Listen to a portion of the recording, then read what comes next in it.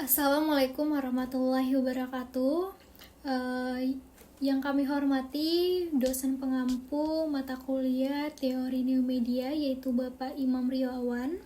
Baiklah, kami dari kelompok 7 ingin mempresentasikan hasil kerja kelompok kami yang berjudul Perspektif Kritis Teori New Media. Sebelumnya, izinkan saya untuk memperkenalkan diri. Saya Farabila Merifa. Perkenalkan, nama saya Diksan Adinata Rahab. Baiklah, pembahasan pertama akan dibahas oleh saya sendiri, yaitu pertama teori neomedia. Jadi teori neomedia ini merupakan sebuah teori yang dikembangkan oleh Pierre Levy yang mengemukakan bahwa media baru merupakan teori yang membahas perkembangan media.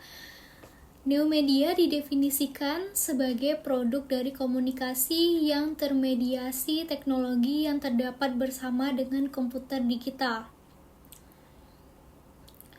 Lalu, neomedia adalah media yang semua sudah dipengaruhi oleh teknologi. Di era informasi ini, media sudah menyediakan platform langsung, informatif, cerdas, dan interaktif untuk menghasilkan ruang diskusi. Teori neomedia ini mengubah sebagian besar perhatian pada ontologi media digital sebagai ciri khas yang akan menggantikan sejarah media di abad kedua. Dalam teori media kedua juga dikenal adanya pendekatan interaksi sosial di mana media baru digambarkan memiliki karakteristik yang lebih interaktif dan menciptakan sensasi baru dalam komunikasi personal. Menurut Pierre Levy, ia memandang World Wide Web adalah sebagai lingkungan informasi yang terbuka, fleksibel, dan dinamis. Jadi, teori neomedia ini merupakan media baru adalah media yang dipengaruhi oleh teknologi digital seperti internet dan komputer. Lalu media baru ini lebih interaktif dan memungkinkan komunikasi dua arah yang lebih baik. Lalu internet World Wide Web ini dianggap sebagai lingkungan informasi yang terbuka dan fleksibel.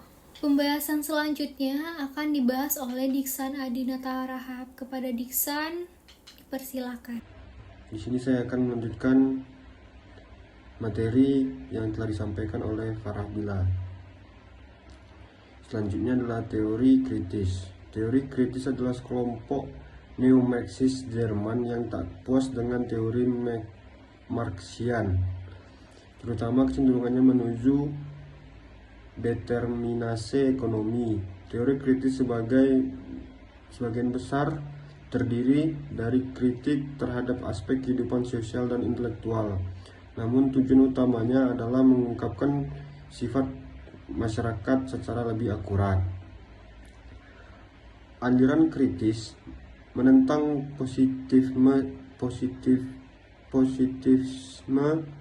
karena berbagai alasan. Pertama, positivisme cenderungan melihat kehidupan sosial sebagai proses alamiah.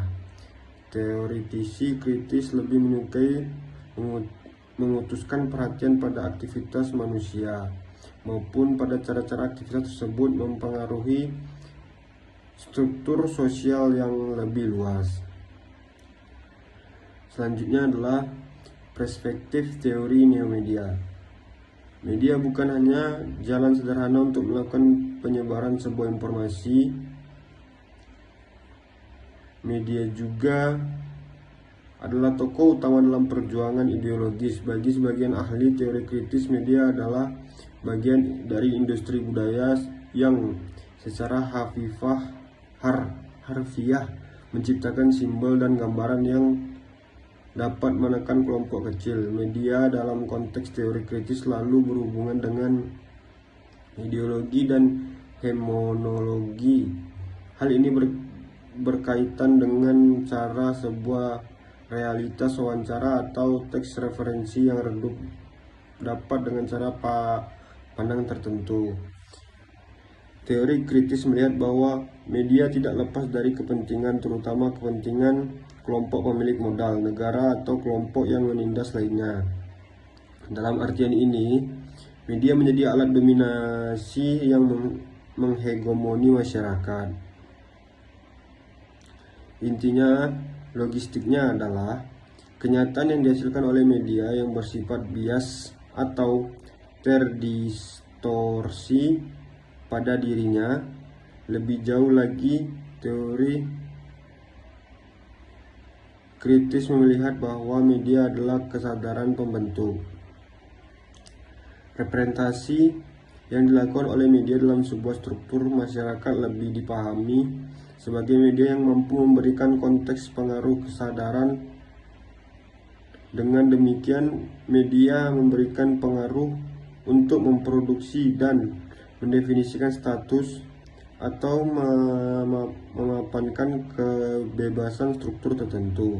Intinya, kita harus berpikir kritis tentang media baru ini.